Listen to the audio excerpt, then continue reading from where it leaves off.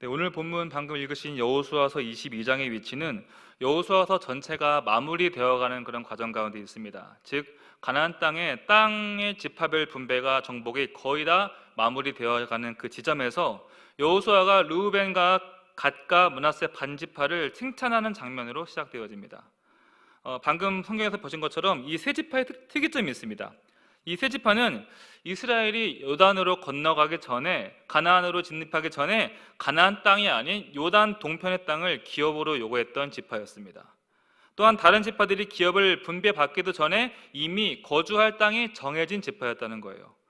마치 이런 거죠. 다른 학생들은 시험을 앞두고 두려움과 불안함으로 준비하고 있을 시기에 먼저 시험에 합격한 상태에서 입학 날짜만 기다리고 있는 그런 상태인 겁니다. 그야말로 내가 원하고 내가 선호하는 지역을 미리 차지했던 세 지파였고, 다른 9지파가 보기에 꽤나 얄미워 보일 수도 있는 그런 지파일 수도 있다고 생각합니다. 이게 얼마나 편한 일이었고 얼마나 또 얄미운 일이냐면, 이 세 지파는 가나안 땅의 어떤 지역으로 기업을 받을지 불안함으로 제비를 뽑을 필요도 없고요, 그리고 거주민들과 더 이상 전쟁을 할 필요도 없었습니다. 또한 요단 동편은 이미 검증된 지역이었고 이미 전쟁에서 승리한 지역이었기 때문에 사실상 이미 안식이 보장된 상태였습니다. 이런 정황을 오늘날 우리의 모습과 한번 바꿔 생각해 본다면 이런 것 같습니다. 어떤 사람은 내가 뭔가를 해보기도 전에 평안과 안식을 이미 누리고 있어요. 또 어떤 사람은 영적인 진보나 눈에 드러나는 하나님의 은혜가 두드러지게 그 삶 가운데 나타나기도 합니다. 반면 어떤 사람은 매우 더디게 보여지는 거죠. 같은 교회 다니면서 같은 말씀 듣고 함께 신앙생활을 해왔는데 누구는 남부를 거 없이 잘 사는 것 같은데 누구는 사는 게 아니라는 거예요. 또한 어떤 사람은 믿음과 열심은 나무랄 것이 한 개도 없는데 도무지 끝날 것 같지 않는 삶의 고단한 시름을 계속적으로 해야 되는 그런 삶의 가운데 있다는 것이죠. 잘 믿으면 만사영통이라고 했는데 막상 살아보니 그것이 아니라는 거예요. 여러분, 어쩌면 우리 현실이 이러하지 않습니까? 저도 이 부분이 참 소화가 안 됐던 미숙한 적이 있었습니다. 신학 공부를 하면서 어떤 분들은 비교적 편하게 사역을 하는 것 같아요. 또한 전액 장학금을 받기도 하고 꽤나 괜찮은 사례비를 받으면서 학교 생활을 하고 있는데, 저는 장학금도 거의 없다시피 한 교회에서, 사례비도 거의 없다시피 한 교회에서 수업 후에 삶이 안 되니까 수업 후에 아르바이트를 해야 되는 그런 삶을 유지하다 보니까 이게 참 힘들었던 것이죠. 여러분, 철없던 시기의 이야기를 감안해서 들으시기 바랍니다. 그러니까 그런 마음이 이런 게 드는 거예요. 같은 하나님을 믿고 같은 학교에 다니고 같은 수업을 듣고 있는데 너무나 다른 삶을 살아가야 되는 내 삶이 명확하게 정의가 내려지지 않다라는 거예요. 그러다가 일본 신학교에 다니는 일본 교회의 목회자들을 만나면서 당시 그런 미숙했던 생각들이 하나같이 다 깨지고 맙니다. 저보다 일본 신학생들, 일본 목회자들이 훨씬 더 딱하고 안타까운 삶을 살아보면서 같은 하나님으로부터 부르심을 받았다면 마음에 이런 게 드는 거죠. 다른 건 몰라도 목사들의 삶은, 목회자들의 삶은 어느 정도 잘 사는 건 아니지만 비슷해야 되는 것은 아닐까. 젊은 나이에 이게 머리로나 가슴으로나 소화가 되지 않더라는 거예요. 오늘날도 마찬가지입니다. 제가 회심 전이나 회심 후나, 목사 안수 전이나 목사 안수 후나 제 삶의 주변을 보면서 저는 단 한순간도 공평한 모습을 본 적이 없었습니다. 저는 제가 하나님을 오해하는 줄 알았습니다. 분명히 공평하신 하나님이신데, 공의로우신 하나님이신데 미숙한 제가 하나님을 잘못 이해하고 있구나라고 늘 저의 잘못된 신앙을 탓하고 있었습니다. 그런데 제가 틀린 게 아니더라는 거예요. 하나님께서는 처음부터 우리를 공평하게 같은 선상에 두지 않으셨다는 거예요. 이 땅에서 태어나자마자 요즘 하는 말이죠. 금수저로 불리며 이미 안식을 누리는 그런 사람도 있는가 한 반면에 평생 생을 다하도록 안식을 얻지 못하는 그런 사람들도 있다는 겁니다. 우리가 주일마다 기도하지 않습니까? 세계에 흩어진 난민들을 위해 기도하고 아프가니스탄 주민들을 위해 기도하고 지진에 홍수에 기근에 신음하는 수많은 민족들을 기도하지 않습니까? 그렇게 여전히 가난한 나라들, 총소리가 그치지 않는 나라들, 코로나에 감염되어도 손쓸 수 없는 그런 나라들, 한참 나의 불평등과 우리의 불평등을 생각하다가도 그들을 보면 우리나라처럼 좋은 나라가 없구나, 우리나라처럼 복받은 나라도 없구나, 이런 생각이 들게 되더라는 거예요. 여러분, 세상은 절대로 공평하지 않습니다. 하나님께서 그렇게 만드셨어요. 높은 곳이 있으면 낮은 곳도 있고요, 추운 곳이 있으면 따뜻한 곳이 있고, 심지어 자연을 보면은 맹수와 약한 짐승을 한 공간 안에 두셨다는 겁니다. 이렇게 시작부터 불공평합니다. 하지만 하나님께서는 우리가 볼 때 그렇게 불공평하다고 보기 여기는 그런 것들을 향해서 질서라고 향해 부르신다는 것이죠. 그런 모습을 처음부터 만드셨고, 그것을 향해 안타까워하거나 안쓰러워서 어쩌나 이것이 아니라 그것을 보면서 심히 보기에 좋았더라고 말씀하신다는 겁니다. 왜 그렇습니까? 쉬운 예로 산 위에서 내리는 폭포를 한번 생각해 보시기 바랍니다. 높은 곳에서 물이 오르고 물이 솟고 물이 쌓인 그 목적이 무엇일까요? 낮은 곳으로 흐르게 하려고 높은 곳에 물이 모이는 겁니다. 물이 너무나 중요하기 때문에, 물은 생명의 근원이기 때문에 모든 곳으로 흘러가야 되기 때문에 물은 높은 곳에서 낮은 곳으로 흘러가야 되는 거예요. 여러분, 이게 질서 아니겠습니까? 질서를 위해서, 온 세상의 그야말로의 공평을 위해서 하나님께서는 높고 낮음을 존재하게 하셨다는 거예요. 우리가 아브라함의 복을 먼저 받은 이유 다 알고 있죠. 그가 뛰어나서가 아니라 하나님의 복이 모든 이들에게 흘러가야 되기 때문에 단지 그에게 복이 먼저 간 것뿐입니다. 그에게 복을 먼저 주셨고 그를 지시한 땅으로 보내셨다는 것이죠. 그렇다면 저와 여러분들이 남들보다 먼저 안식을 누리고 은혜를 먼저 누리게 한 그 이유가 뭐겠냐는 것이죠. 우리를 특별히 더 사랑해서? 그렇지 않습니다. 그 안식과 그 복과 은혜가 아직 가지 않은 곳으로 흐르게 하기 위해서 우리에게 미리 주셨다는 것입니다. 성경을 보면은 이곳 저곳에서 계보를 기록합니다. 족보를 기록합니다. 그리고 그 계보를 설명하면서 지금 이 복이 어디에서부터 시작된 것인가, 이 언약이 어떤 조상에게서 시작된 언약인가, 이것을 계속 설명하는 것이 바로 구약 성경, 신약 성경이지 않습니까? 성경이 이것이 왜 강조하냐면은 구약에 기록된 수많은 그 복의 흐름들, 안식의 수많은 물줄기들이 흐르고 흘러서 예수님까지 이르게 되었고, 이제 예수님께로 쌓인 그 수많은 하나님의 복, 은혜, 안식들이 한꺼번에 온 세상에 부어진다는 것입니다. 여러분, 한번 머릿속에 한번 그림을 그려보시길 바랍니다. 태초부터 시작된 하나님의 그 복의 물줄기들이, 수많은 복의 물줄들이 그 쌓이고 쌓여서 비로소 예수 그리스도 안에 다 모이게 되었고, 예수님의 그 십자가 부활을 통해서 그 꽉 찬 은혜의 바다가 온 세상에 덮고도 넘치는 모습, 그림이 그려지십니까?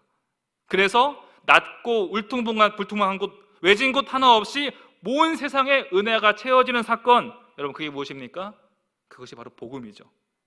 그래서 내가 먼저 복음을 받았다는 것은, 내가 먼저 복음을 믿게 되었다는 것은 하나님께서 나를 그 중요한 복의 물줄기로 삼으셨다라는 것이죠. 나를 말미암아 다른 이들이 복을 얻게 되는 은혜의 통로로 나를 삼으셨다는 것입니다. 그래서 나로 말미암아 가정의 복을 받고, 나로 말미암아 이웃이 복을 받고, 나로 말미암아 직장의 복을 받는 그 꼬리에 꼬리를 무는 중요한 복의 연결고리가 바로 먼저 예수를 믿은 우리의 역할이라는 것입니다. 어떤 분이 그런 얘기를 하세요.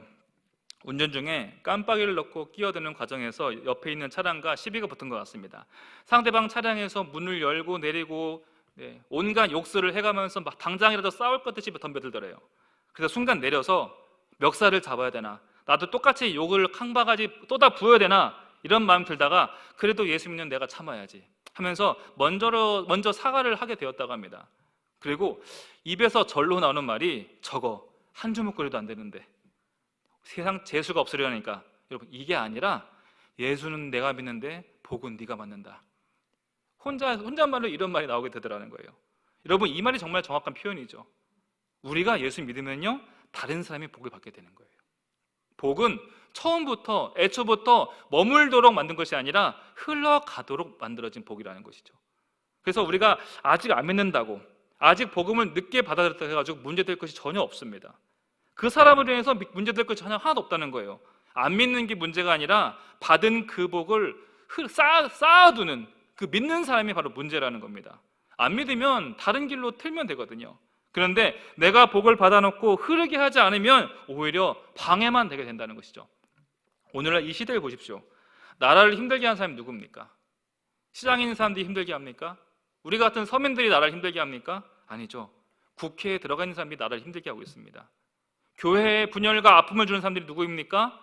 안 믿는 사람이 아니라 교회 지붕 아래에 있는 사람들, 소위 예수를 믿는 사람들이 오히려 복음의 방해가 되고 있다는 것입니다. 그래서 우리가 예수를 믿는다는 것은 둘 중에 하나입니다. 내가 복음의 통로, 그 복의 물줄기가 되거나 아니면 그 물길을 가로막는 사람이 되거나, 이 둘 중 하나입니다. 성도 여러분, 여러분들에게 임한 그 복음이 어디로 흘러가야 되겠습니까? 여러분들이 이미 받은 복과 은혜와 그 안식들 어디로 흘러가야 되겠습니까? 고작 나 잘 살라고, 고작 우리 자녀들 금수저 되게 해주려고 주신 복이겠습니까? 하나님께서는 우리에게 복을 흐르게 한 사람으로 살라고 말씀하신다는 것입니다. 그것이 사명이고 소명이며 하나님 보시기에 가장 심히 아름다운 모습이라는 사실입니다. 이런 관점을 가지고 오늘 본문 6절 말씀 함께 읽어보도록 하겠습니다. 자, 시작. 여호수아가 그들에게 축복하여 보내매 그들이 자기 장막으로 갔더라. 여호수아가 르우벤, 갓, 므낫세 지파를 왜 칭찬합니까? 왜 축복합니까? 이 세 지파는요, 기업을 받고 먼저 안식 상태로, 평안의 상태로 가만히 있는 것이 아니라 다른 9지파가 다 땅을 차지할 때까지, 다른 지파들이 안식을 누리기 전까지 쉬지 않고 전장을 함께 누볐기 때문이라는 것입니다. 먼저 받은 그 복을 내 안에 쌓아두는 것이 아니라 흘러가게 하고 다른 사람에게 안식을 주는 사람이 되었기 때문에 여호수아는 그들의 충성, 그들의 순종하는 마음, 그들의 그 신실함을 마음껏 칭찬하고 마음껏 축복한다는 것입니다.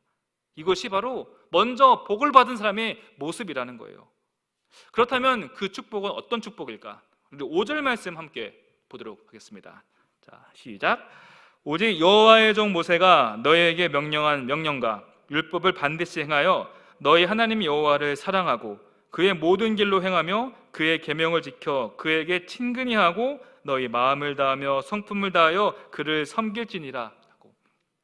너희는 온전히 하나님을 섬기라는 권면, 온전히 하나님 말씀에 순종하며 하나님의 백성으로 살아가는 권면, 이 권면이 여호수아가 그들에게 마음껏 부어준 축복이었습니다.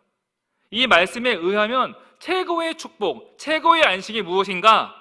축복은 비옥한 땅에서 오는 것이 아니라 하나님의 백성이 되는 것.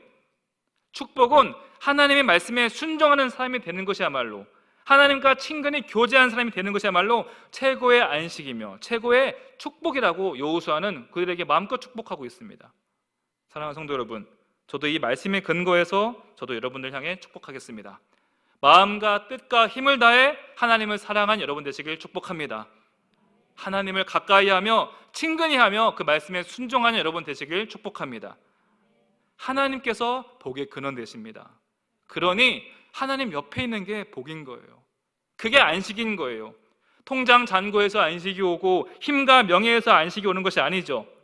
힘이요 방패시요 구원이며 반석 되신 하나님 옆에서 하나님과 함께 동행하는 삶이야말로 참된 안식의 삶임을 믿으시길 바랍니다.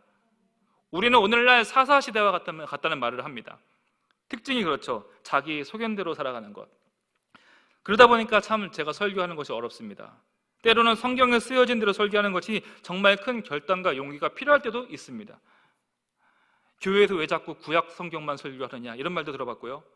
왜 하고 많은 성경 중에서 예언서 설교를 하냐 이런 소리도 들어봤습니다. 듣기 싫다는 것이죠. 좋은 말, 위로의 말, 도움되고 힘이 되는 말 이런 말도 많은데 왜 굳이 그런 말을 하냐는 것이에요. 어쩔 때는 제 마음 가운데 내가 그런 사탕 발림 소리를 하려고 목사가 되었나, 내가 하나님 이름으로 쇼하려고 목사를 하나 막 회의감 들 때도 있었습니다. 이것도 제가 미숙했던 과거의 이야기입니다. 입술로는 우리가 하나님의 뜻이 중요하고 하나님의 말씀이 중요하다는 말은 하지만 정작 죄를 멈추라고 하시는 하나님, 얼른 돌이키고 회개를 요구하시는 하나님은 원치 않는다는 거예요. 우리의 요구를 들어주시고 우리를 안락하게 해주시는 하나님, 우리의 필요를 속속들이 들려주시는 그런 하나님을 우리가 원한다는 것이죠. 여러분, 제가 양복 입은 무당도 아니고 그런 목적으로 설교를 해야 되나?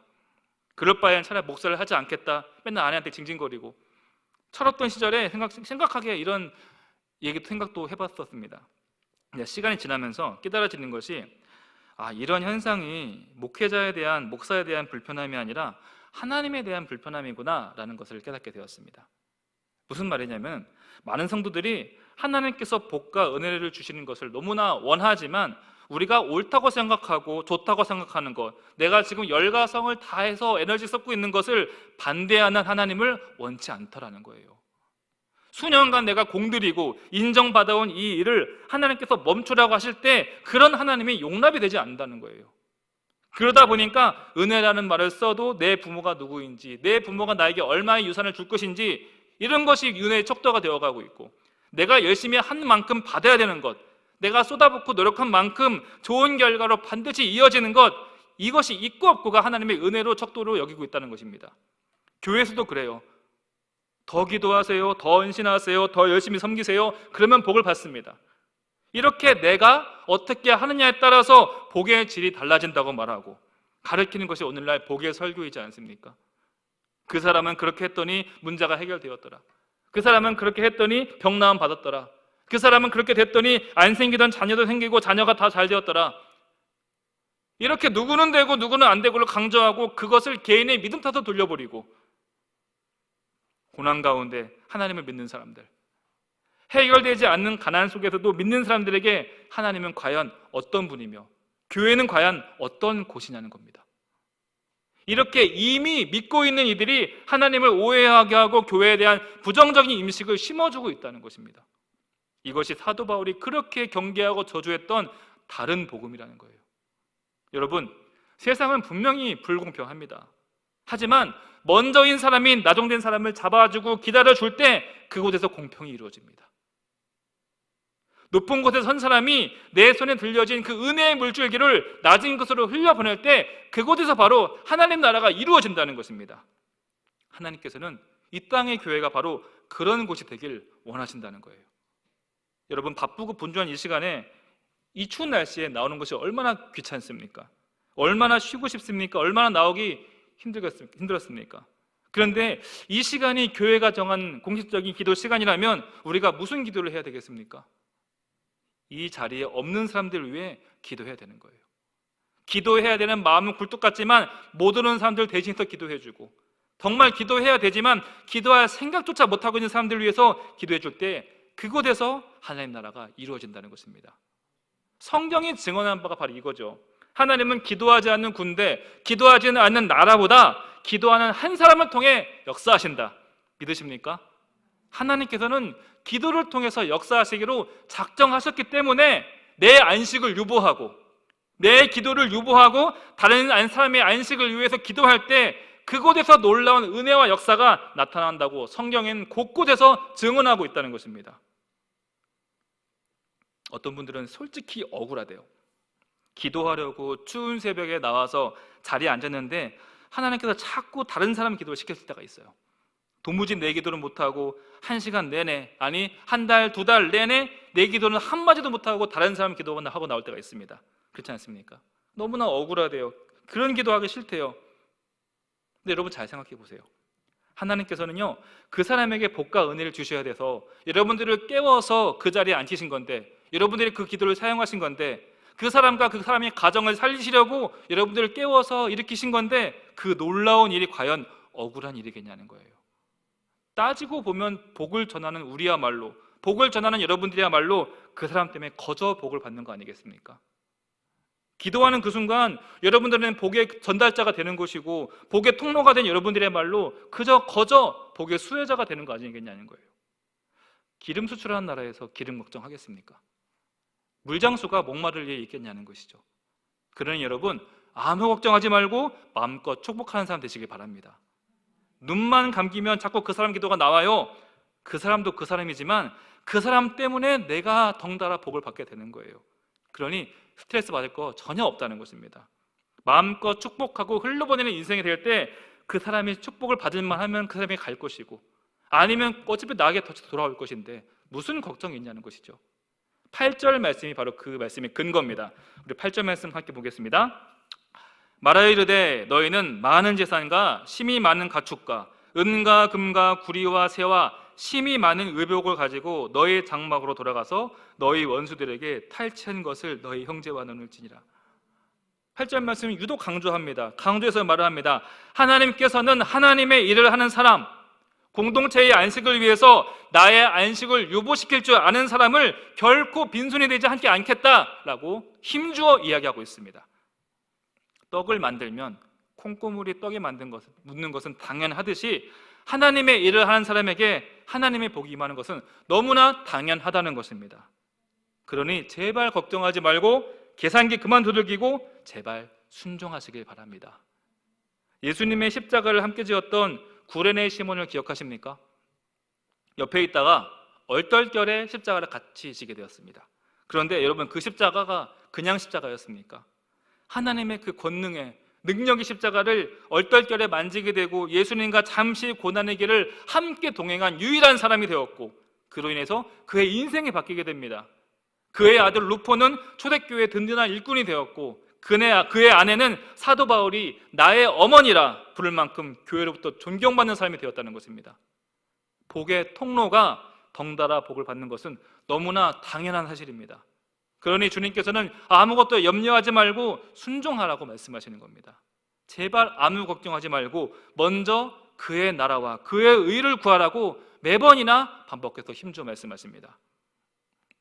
오늘 설교를 듣고 복 받으려면 중보기도 해야 되겠네, 복의 자리를 찾아다녀야겠네, 겨우 이 정도겠습니까?